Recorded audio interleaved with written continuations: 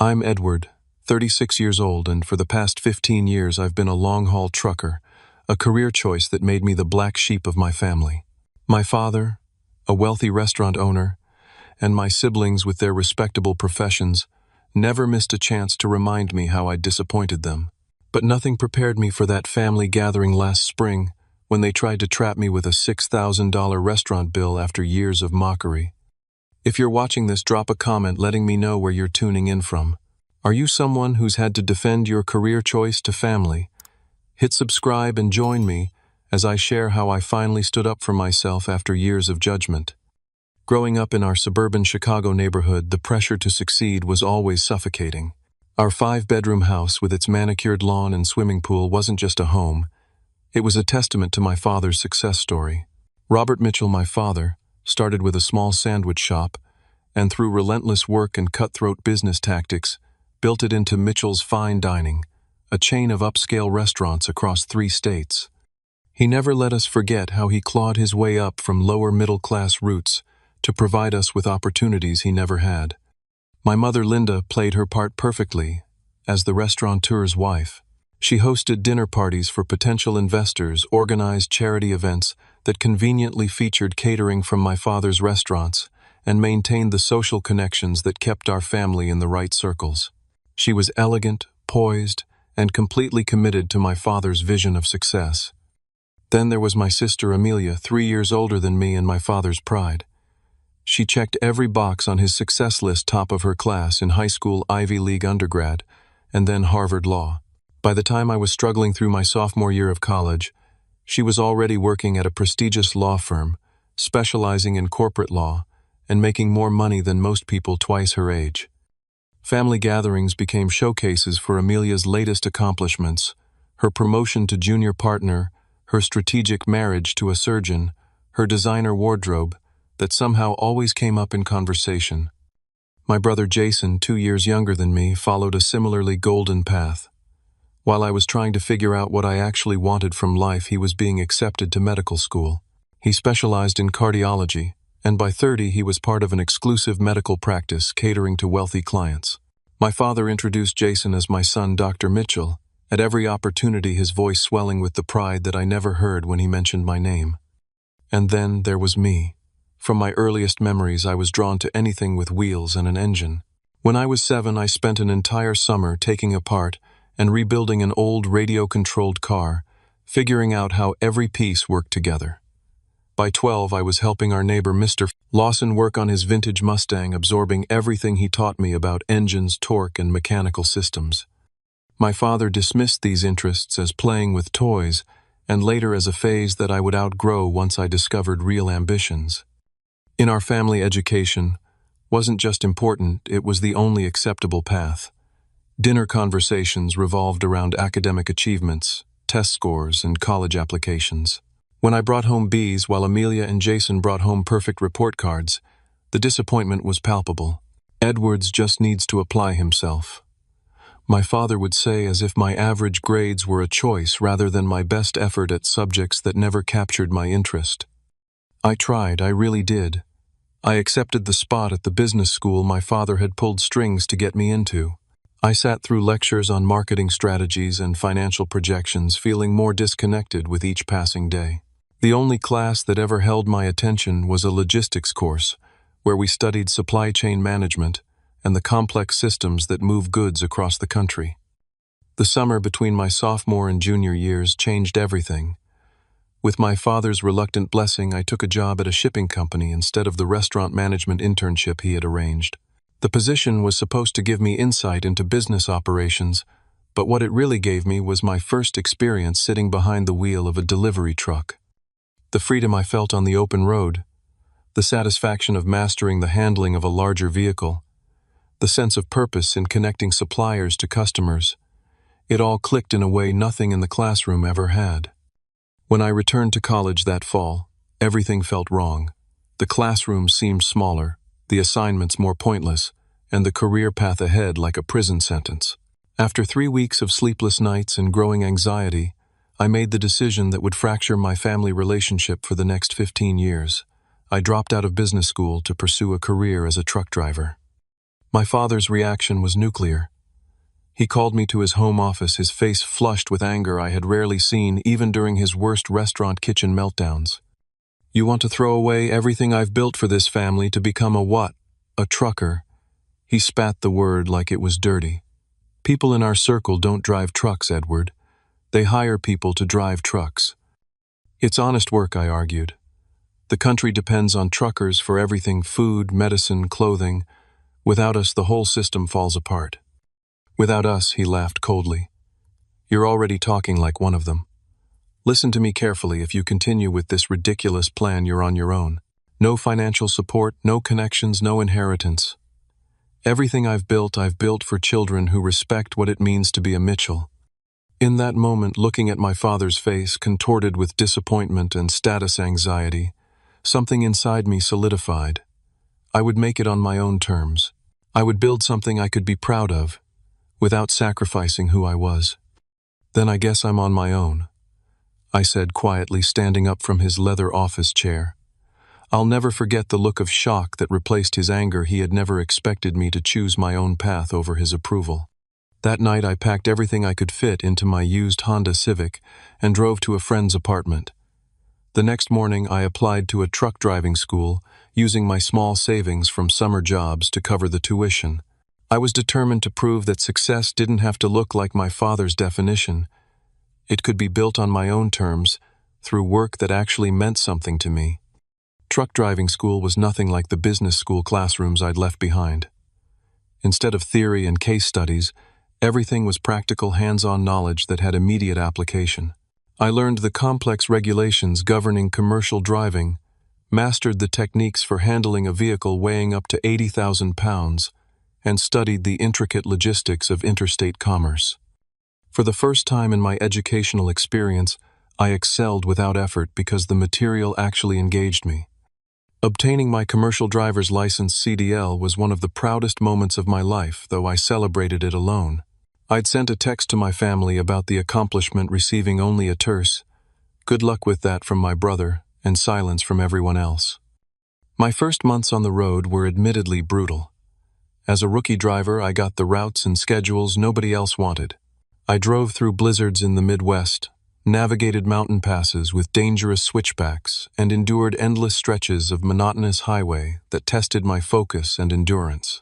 I slept in the cab's small berth, showered at truck stops, and learned to cook simple meals, using a portable electric cooker to save money. But there was something deeply satisfying about the work that my family could never understand.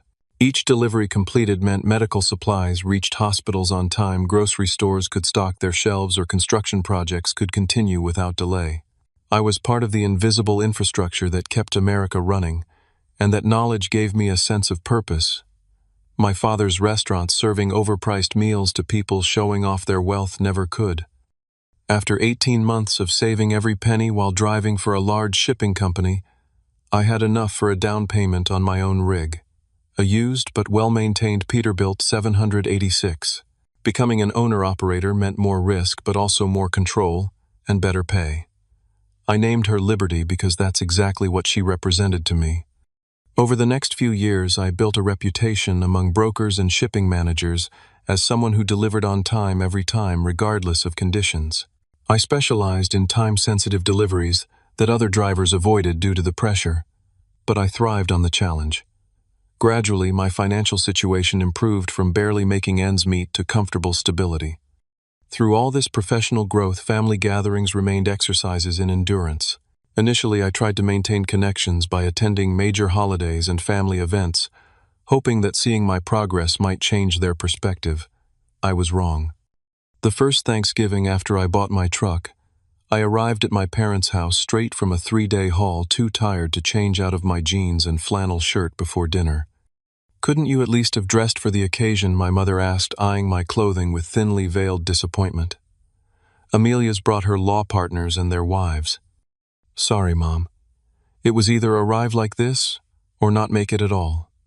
I explained, too exhausted to be hurt by her reaction. At dinner, seated between distant cousins rather than immediate family, I listened as my father proudly introduced Amelia's recent class action settlement and Jason's research publication. When conversation turned to me, my father simply said Edward's still driving his truck before quickly changing the subject.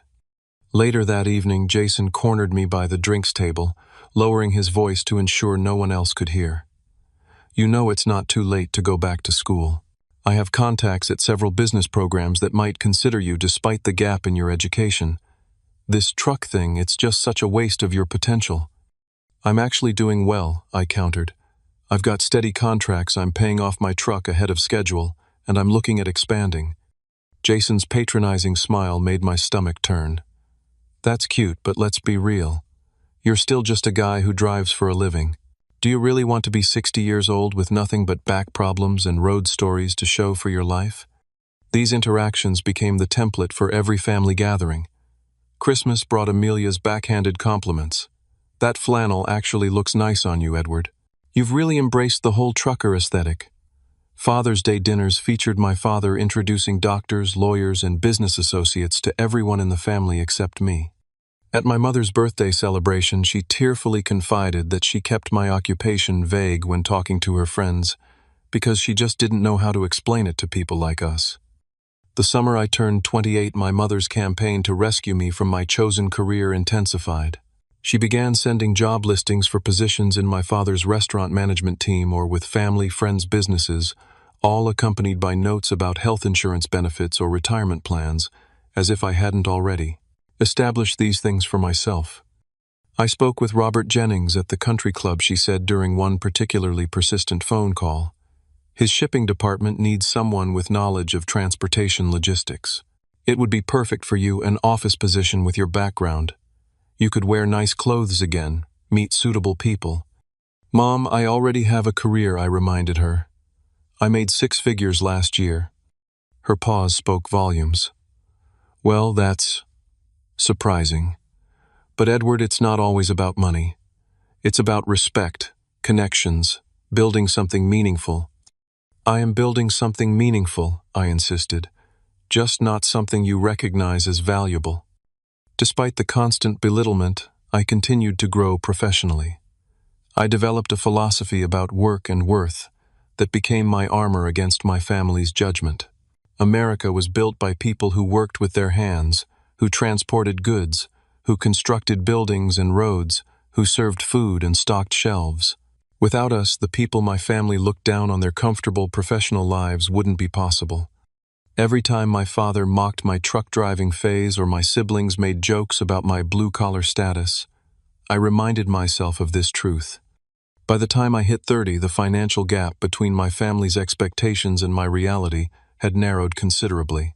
While I wasn't living in a mansion like my father, or driving a Porsche like Jason, I was debt-free, aside from my newest truck, had substantial savings, and was investigating investment properties. None of them knew this, of course. I had long since learned to keep the details of my success to myself. Their perception of me as the family failure was too deeply ingrained to be changed by mere financial facts. As I entered my 30s, my business strategy evolved from simply driving routes to building a specialized transport company. The first major shift came when I secured a contract with a medical equipment manufacturer who needed climate-controlled, time-critical shipments delivered across the country. The precision required, and the stakes involved equipment that could literally save lives, meant they paid premium rates for reliable service. With this contract as my foundation, I took the biggest risk of my career, purchasing a second truck, specifically outfitted for specialized medical transport. Finding the right driver was crucial. This wasn't just any driving job, but one requiring meticulous attention to detail and perfect reliability. After interviewing dozens of candidates, I hired Marcus, a former military logistics specialist, with an impeccable driving record and the same work ethic that had built my reputation. The gamble paid off. Within 6 months, word spread about our reliability in the medical transport niche, and we added contracts with 3 more medical companies. By the end of that year, I purchased a third truck and hired Darius, another veteran with specialized driving experience. Mitchell Transport Solutions, named with a touch of irony that only I appreciated, was officially a small fleet operation rather than a one-man show. Our niche continued to expand beyond medical equipment to include other high-value, time-sensitive shipments, emergency parts for manufacturing plants, specialized electronics, and even occasional secure document transport. These weren't the typical loads most trucking companies fought over. They were specialized services that commanded premium rates and operated on tight schedules that many larger companies couldn't accommodate. The financial rewards exceeded anything I had imagined when I first sat behind the wheel of a delivery truck 10 years earlier. By my 33rd birthday, my annual income surpassed what Jason made at his medical practice, though neither he nor the rest of my family had any idea. I maintained a modest lifestyle by their standards, living in a comfortable but not flashy house, and driving a practical pickup truck for personal use. The real milestone came when I purchased my dream property, 30 acres of land, with a custom-built 3,000 square foot home, overlooking a small lake paid for entirely in cash. No mortgage, no debt, something neither of my status-conscious siblings could claim despite their prestigious careers. I invited no family members to my housewarming party, celebrating instead with the small circle of friends and colleagues who had supported my journey. While my family assumed I spent my life in truck stops and cheap motels, I was actually diversifying my income through careful investments. I purchased 2 commercial properties along major shipping routes and leased them to national truck stop chains, creating passive income streams that would eventually exceed my active business revenue. I invested in a small logistics software company developed by a former driver, which was revolutionizing route planning for specialized carriers like mine. The freedom my career provided allowed me to travel during downtime in ways my family never expected. While they talked about someday visiting Europe or Asia, when they could find the time, I spent 3 weeks exploring Japan's countryside, hiked the Camino de Santiago in Spain, and took a month-long photography safari across Tanzania. I never posted these experiences on social media or mentioned them at the rare family gatherings I attended. Their perception of my life, as small and limited, had become almost amusing to me. More meaningful than the financial success was the community I found within the industry. My fellow drivers, dispatchers, warehouse managers, and clients formed a network of relationships based on mutual respect and shared values. We understood the importance of our work and the skill it required, regardless of how society at large might view a profession without fancy titles or corner offices. Among these authentic connections, I met Sophia, who managed logistics for a medical research company that became one of our biggest clients. Unlike the women my mother had unsuccessfully tried to set me up with over the years, and daughters of country club members who visibly recoiled at the mention of my profession, Sophia understood the complexity and importance of transport. Logistics. She saw the intelligence required to build a successful, specialized shipping company and valued the integrity with which I ran my business. Our relationship progressed naturally from professional respect to friendship to something deeper. Unlike my family, Sophia's parents, her father a carpenter and her mother a school librarian, never questioned the value of my work. The first time I joined them for dinner, her father engaged me in a detailed conversation about truck engine specifications and route planning strategies with genuine interest. Her mother asked thoughtful questions about the challenges of building a business from scratch. The contrast with my own family dinners was stark and refreshing. "You seem different around my parents," Sophia observed afterward. "Your family actually listens when I talk about my work," I explained. "They don't act like I should be embarrassed by what I do." She squeezed my hand. "Why would anyone be embarrassed by building something successful that helps people by this? That's something to be proud of." With each passing year, my need for my biological family's approval diminished. I had created a life that aligned with my values rather than someone else's expectations. I had found people who appreciated me for who I was, rather than constantly measuring me against arbitrary standards of prestige. Still, out of some lingering sense of obligation or perhaps hope that someday they might see me clearly, I continued to attend major family events. Each time I steeled myself against the inevitable condescension and reminded myself that their opinion no longer defined my worth. What I didn't realize was that their awareness of me was shifting, though not in the way I might have hoped. They weren't beginning to respect my choices, they were beginning to see potential value in what I had built. The invitation to my father's 65th birthday celebration arrived via my mother's formal stationery rather than the usual text message or hurried phone call. The heavy cream envelope contained an actual printed invitation, specifying black tie optional and naming the Monarch Room at Mitchell's downtown as the venue my father's newest and most expensive restaurant location, occupying the Bation's top floor of a renovated historic building with panoramic city views. My first instinct was to decline. April was a busy month for specialized medical shipments, and I had personally committed to handling a cross-country delivery of experimental laboratory equipment that week. But before I could send my regrets, my phone lit up with an unexpected caller, my brother Jason. "Edward, you got the invitation right?" he asked, without bothering with pleasantries. "Just opened it. Look, I've got an important haul scheduled." "You need to be there," he interrupted, his tone unusually serious. "Dad's making some big announcements about the future of the family business. Everyone needs to be present. This isn't just another birthday dinner." Something in his voice caught my attention. Jason never called me about family functions. That was always my mother's domain. And he certainly never insisted on my presence. If anything, he usually seemed relieved when I couldn't attend. "What kind of announcements?" I asked cautiously. "I can't get into it over the phone," he replied. "But trust me, you'll want to be there for this. It affects all of us." After hanging up, I received similar calls from both my sister Amelia and my mother within the hour. This coordinated campaign to ensure my attendance set off warning bells, but curiosity won out over caution. I rearranged my schedule, assigning the important laboratory equipment delivery to Marcus, my most trusted driver, and blocked off the weekend for the trip home. The night of the event, I arrived at the Monarch Room, directly from the airport, having flown in from a business meeting in Denver.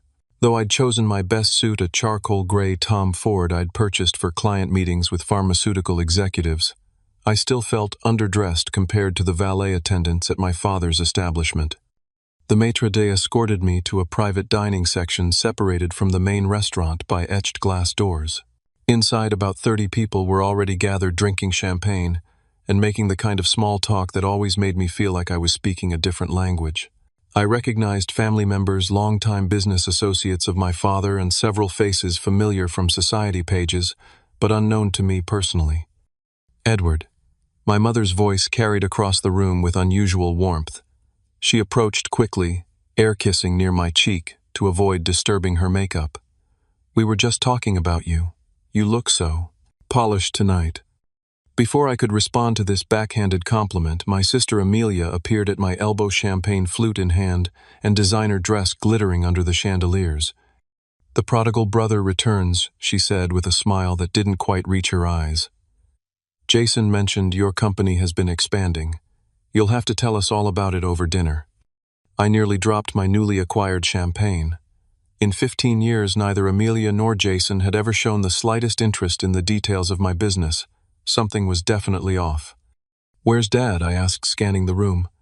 "Finishing up some details with the chef," my mother explained.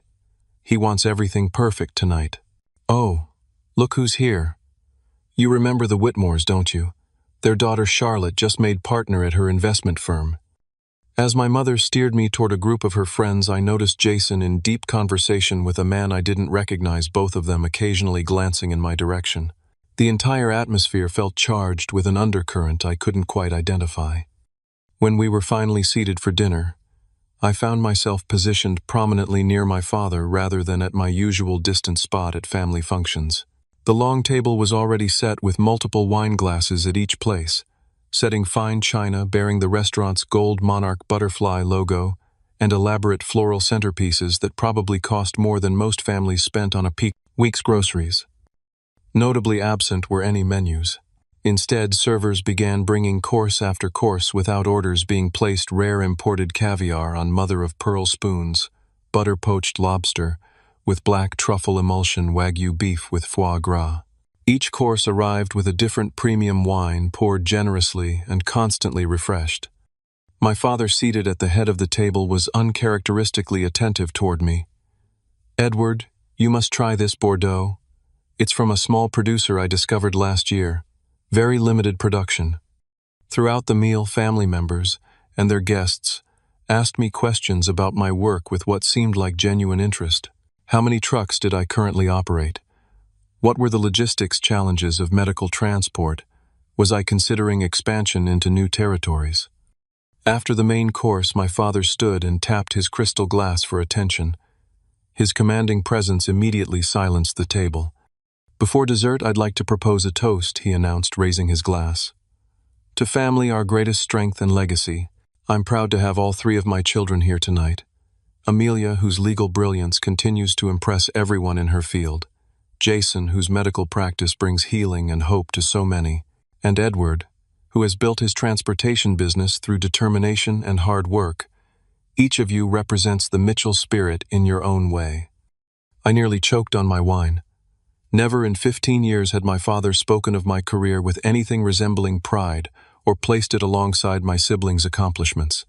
Something was very, very wrong.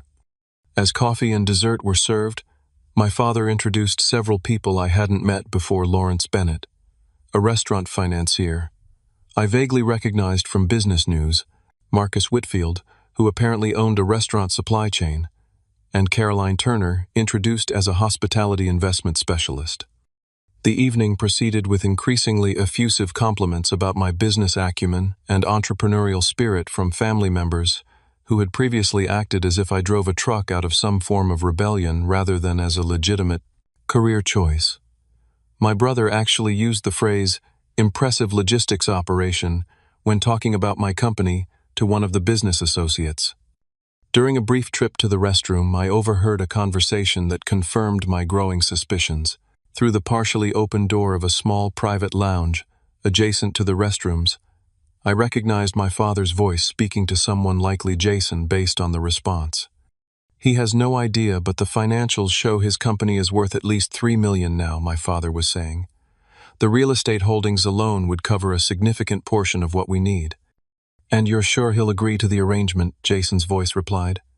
He'll have no choice once it's presented as a family obligation, my father answered confidently. Besides, after tonight's bill, he'll understand the stakes involved. I slipped away before they noticed me, my mind racing. Whatever arrangement they were planning clearly involved my business and assets, and apparently tonight's extravagant dinner was part of the strategy. As I returned to the table, I looked at the elaborate display of food, wine, and false family warmth with new understanding. This wasn't a celebration, it was a setup. After dessert and cognac, the wait staff discreetly cleared the table, while my father signaled for everyone's attention once again. The friendly buzz of conversation died down as he stood commanding the room with the same authority he'd wielded throughout my childhood. As many of you know, he began this birthday marks not just another year in my life, but a significant transition for Mitchell's fine dining. After 4 decades in the restaurant business, I've been considering the future of everything we've built. He gestured to the business associates he'd introduced earlier. With the guidance of Lawrence, Marcus, and Caroline, we've developed an exciting restructuring plan that will secure the Mitchell legacy for generations to come. My father clicked a small remote, and a projection screen descended from a concealed ceiling panel. A sleek corporate logo appeared, Mitchell Family Holdings, followed by a series of professional slides outlining what appeared to be a major business reorganization. The restaurant industry is changing rapidly, he continued.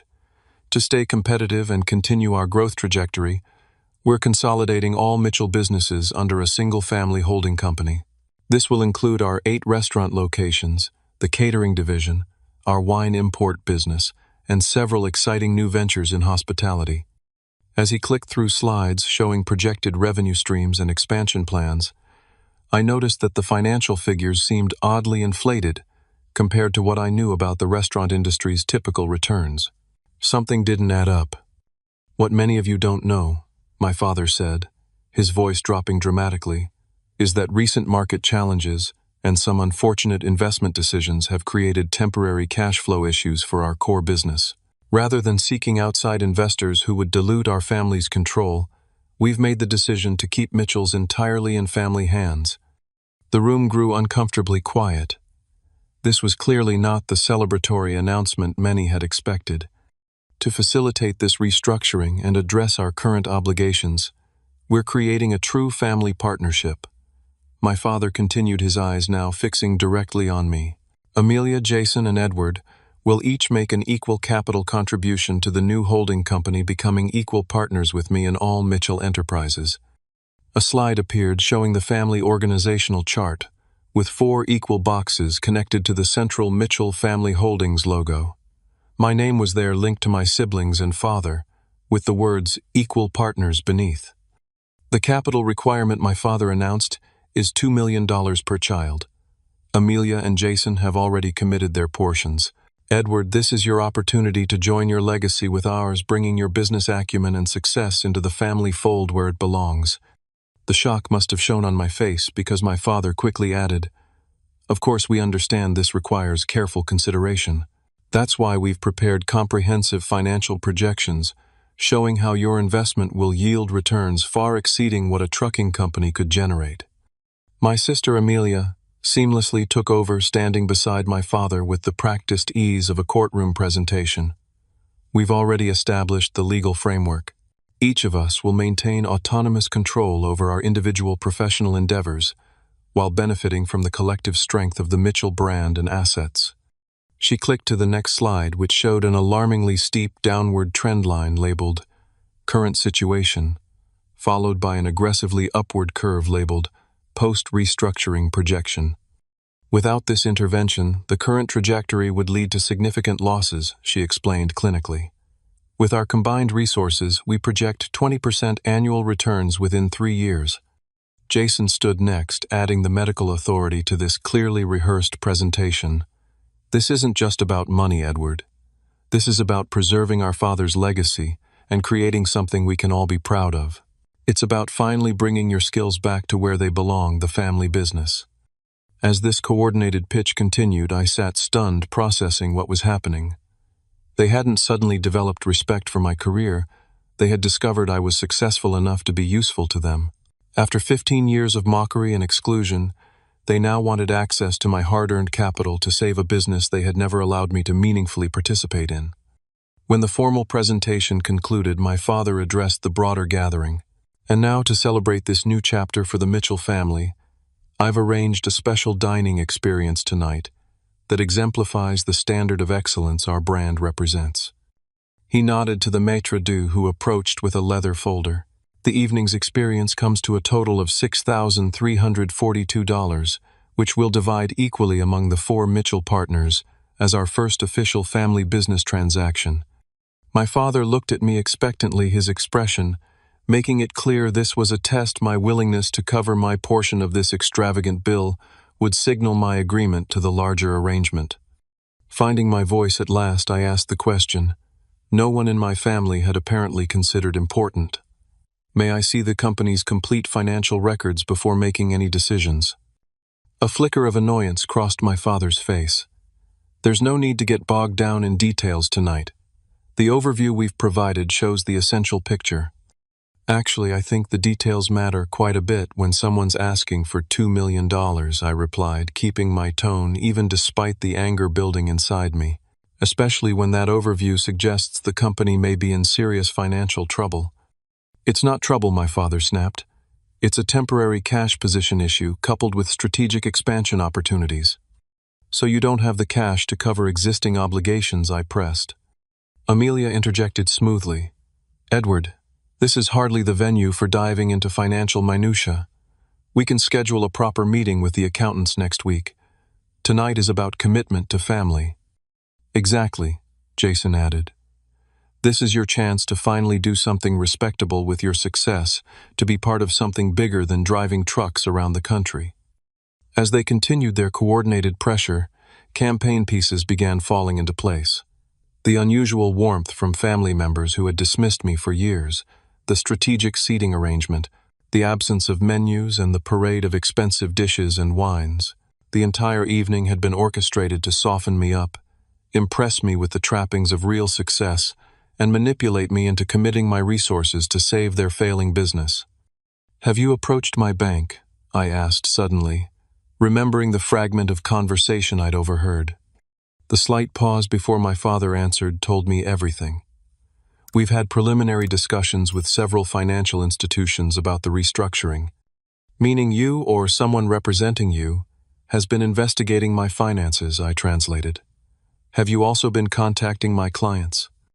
Another telling pause. We've merely been exploring potential synergies, my father replied carefully. Your client base represents possible catering opportunities for our events division. The full picture suddenly became crystal clear. They hadn't just discovered my success, they had actively investigated it, assessed its value to them, and were now attempting to appropriate it under the guise of family unity. Let me make sure I understand, I said, looking around the table at the family that had dismissed me for 15 years. Your restaurant empire is in financial trouble. You need cash, specifically $6 million from your children to save it. And after treating my career choice as an embarrassment for over a decade, you now want me to contribute $2 million to bail out your business because suddenly my truck money is good enough for you. The uncomfortable silence that followed confirmed every suspicion. My father's carefully maintained composure began to crack. The mask of celebratory goodwill slipped, revealing the frustration beneath. This isn't just about money, Edward, he said, his voice hardening. This is about duty to family. Your brother and sister have already committed their portions. Have they? I looked at Jason and Amelia. Or have they just agreed in principle without actually transferring any funds? Their exchanged glances told me I'd hit the mark. This wasn't a done deal, it was contingent on getting my buy-in first. The contracts are drawn up, Amelia replied defensively. We're just waiting on final signatures once all parties are in agreement. Because neither of you actually has liquid assets available, I concluded. You have high incomes but also high expenses, prestigious addresses, private school tuitions, country club memberships. You're cash poor despite the appearance of wealth. Jason's face flushed. That's completely beside the point. We're all making sacrifices for the family. Are we? I countered.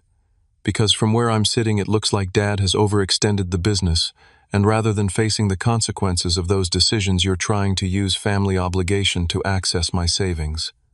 My father slammed his hand on the table, causing the crystal glasses to jump. Enough, I didn't raise you to be this selfish. This is about preserving everything I've built, everything that gave you the opportunities you've had in life. Opportunities, I laughed incredulously. You cut me off completely when I chose my career. Everything I've built without your help or support. And now it's time to repay that family connection, he insisted. We've already scheduled meetings with your largest clients next week to discuss the transition plan. The audacity of this statement stunned me. You've contacted my clients without my knowledge or permission. We're streamlining the integration process, my mother interjected smoothly. The sooner we consolidate operations, the better positioned we'll be to leverage collective assets. Lawrence has already drafted an acquisition proposal for your company, my father added, nodding toward the financier.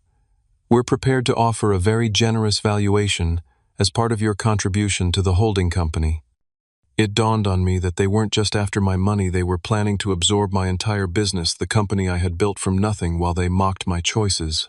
They would take my client relationships, my fleet, my property holdings, and fold them into their failing restaurant empire without any actual understanding of how my business operated or what made it successful.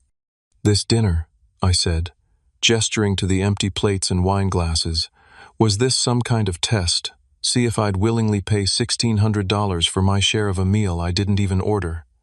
It was an opportunity to demonstrate your commitment to our new partnership, my father replied stiffly. The Mitchell standard of excellence requires certain expenditures. Looking around the table, I saw the situation with perfect clarity for the first time. My family had never respected me, or my choices. They had simply written me off as the family disappointment. Now that they discovered I had built something valuable, they wanted to claim it while still fundamentally looking down on the work that had created that value. The trucking thing was always beneath you anyway, Jason added, clearly attempting to be supportive in his misguided way. This is your chance to step into a more appropriate role for someone with your background. No more sleeping in truck stops or dealing with highway way stations. His comment crystallized 15 years of condescension and misunderstanding into a single moment of clarity. They didn't just disrespect my career choice, they fundamentally misunderstood everything about who I was and what I valued. I've never slept in a truck stop, I said quietly. I have a custom sleeper berth with amenities most luxury hotels would envy. My company specializes in high-value, time-critical medical deliveries that save lives. I employ 15 people who receive excellent salaries and benefits. I own my home outright, no mortgage, along with several income-producing properties. And I've done it all without ever compromising my integrity or exploiting family connections. A heavy silence fell over the table. So here's what's going to happen. I continued, reaching for my wallet. I'm not going to invest in your restructuring. I'm not going to sell my company to your holding group. And I'm certainly not going to contribute $1,600 toward a $6,000 dinner bill that was clearly part of a manipulation tactic. I counted out $40 and placed it on the table. That covers my salmon entree and 2 glasses of wine, plus a reasonable tip for the server who had nothing to do with this scheme. It's all I ordered, and it's all I'm paying for. Standing up slowly, I buttoned my suit jacket and looked at the family that had tried to use me after years of dismissing me. For 15 years, you've made it clear that I'm not really part of this family because I chose a path you didn't respect. That was painful, but it also freed me to build a life based on my own values rather than your expectations. I've created something I'm proud of, something solid and honest that helps people and treats everyone with dignity, from my employees to my clients. My father's face darkened with anger. If you walk out that door, don't expect to be welcomed back. This is your last chance to be part of the Mitchell legacy. I smiled, feeling a weight lifting that I hadn't even realized I'd been carrying. I already have my own legacy, Dad. It might not have your name on it, but it's built on integrity rather than appearances. I think I prefer it that way. As I turned to leave, Amelia called after me. You'll regret this for the rest of your life, Edward. Family is everything in the end. I paused at the door, looking back at the table of shocked faces. Family should be about mutual respect and support, not exploitation dressed up as obligation. When you figure that out, you know how to reach me. With those words, I walked out of the Monarch Room past the maitre d', who seemed unsure whether to stop me, through the ornate lobby with its pretentious decor and into the cool night air. I climbed into the waiting Uber, directed the driver to the airport, and felt something I hadn't expected. Not anger or regret, but an overwhelming sense of freedom and clarity. The first few days after walking out of the Monarch Room were a strange mixture of emotions. There was the initial anger and hurt, of course. 15 years of family tension culminating in such a naked attempt at exploitation leaves its mark. But beneath those expected reactions was something surprising: relief. It was as if I'd finally put down a heavy load I'd been carrying since I first defied my father's expectations all those years ago. The calls and messages began almost immediately. My mother left tearful voicemails about family loyalty and bridges burned beyond repair. Amelia sent clinical texts, outlining the financial opportunity I was missing and the legal implications of interfering with established business relationships when I contacted my clients to ensure they knew I had not authorized anyone to discuss transitions of their accounts. Jason's approach was perhaps the most surprising: a series of messages alternating between guilt trips about our parents' disappointment and awkward attempts to still somehow broker a deal. Dad's health isn't great, you know, one message claimed. This stress isn't helping.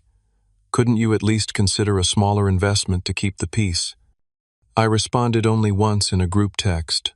To all 3 of them, I won't be discussing this further. My business is not available for acquisition or investment.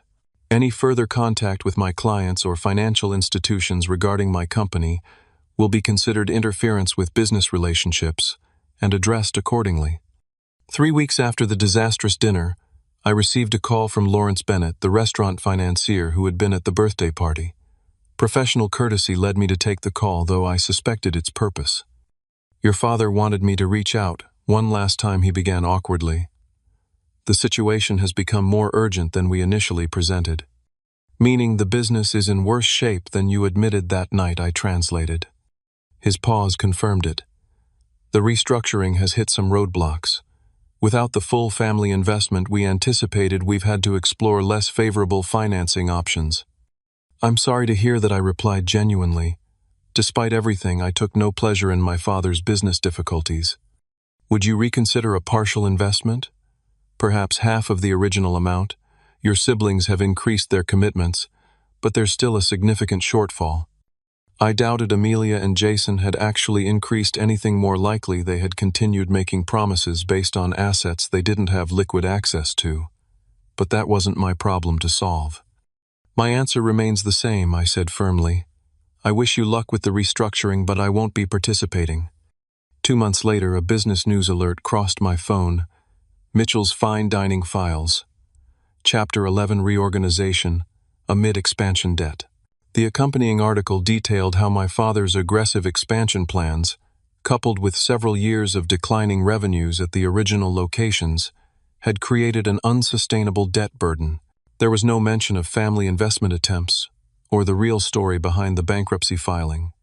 Through mutual connections, I learned that my father had been using new restaurant openings to paper over problems at existing locations for years, a financial shell game that finally collapsed when 3 consecutive new ventures failed to meet revenue projections.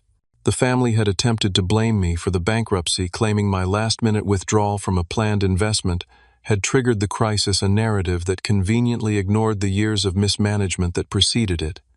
I maintained my distance, focusing instead on the positive developments in my own life. My relationship with Sophia deepened, unencumbered by family drama. 6 months after the restaurant confrontation, during a weekend trip to the mountains, I proposed at sunrise, overlooking a misty valley. Her yes was immediate and enthusiastic. "Are you going to invite your family to the wedding?" she asked later, as we discussed plans. I considered the question carefully. "I'll send invitations. Whether they come or how they behave if they do is beyond my control." In the end, only my mother attended, sitting stiffly through the ceremony and making awkward small talk at the reception before leaving early. She hugged me briefly before departing, whispering, "Your father sends his regards," a statement I knew to be untrue, but accepted as her way of maintaining the family fiction. Sophia's family embraced me completely, her father insisting I call him Dad, and her mother treating me with the warm acceptance I'd never experienced from my own parents. My chosen family expanded 2 friends and colleagues whose connections were based on mutual respect rather than obligation or shared DNA. My business continued to thrive in the aftermath of the family rupture. The specialized medical transport division expanded into Canada, requiring additional drivers and administrative staff. I implemented an employee ownership program, ensuring that the people who helped build the company would share in its success. We established a scholarship fund for young people entering vocational training programs, particularly focused on logistics and specialized driving certifications. Through industry connections, I occasionally heard updates about my biological family. My father sold the remaining profitable restaurant locations to a hotel chain and retired with significantly reduced circumstances, though still comfortable by most standards. Amelia's law firm merged with a larger international practice, giving her the prestigious title upgrade she'd always craved. Jason relocated his medical practice to Florida, specializing in cosmetic procedures for wealthy retirees. None of this information came directly from them. The rupture remained complete, which brought both occasional sadness and profound peace. I had finally stopped measuring my life against their narrow definition of success. The most important lesson from this journey wasn't about family betrayal or standing up for myself, though those were significant. It was the deeper understanding that dignity exists in all forms of honest work, regardless of society's hierarchical judgments. The electricians, plumbers, drivers, mechanics, and countless other skilled workers without fancy titles keep our world functioning, while often receiving the least respect for their essential contributions. I found purpose, not just in the business I built, but in challenging these artificial distinctions. Through mentoring programs and public speaking at trade schools, I shared my story of finding success and fulfillment outside traditional prestige pathways. The grateful messages from young people who felt validated in their career choices became more meaningful to me than any family approval could have been. 5 years after walking out of the Monarch Room, I received an unexpected letter, actual paper mail from my father. The single page contained no apology or explicit recognition of past wrongs, but its final paragraph suggested some evolution in his thinking. At 65, I thought I knew what success looked like. At 70, I'm less certain, Your mother and I are considering downsizing to a smaller house, less to maintain fewer rooms we never use. Perhaps there's wisdom in that simplicity you always favored. I never responded directly, but I sent a card when their anniversary came around. Small steps, perhaps insignificant in the grand scheme of family healing. But like my business built one delivery at a time, sometimes the smallest steps lead to the most meaningful journeys. What would you have done in my situation? Would you have stood your ground or given in to family pressure? Drop a comment below sharing your thoughts or experiences with family expectations. If this story resonated with you, please hit the like button and subscribe to hear more real-life stories about standing up for your choices. Share this video with someone who might need encouragement to value their own path, even when others don't understand it. Thank you for listening to my journey, and remember that true success isn't measured by others' expectations, but by the integrity with which you build your own life.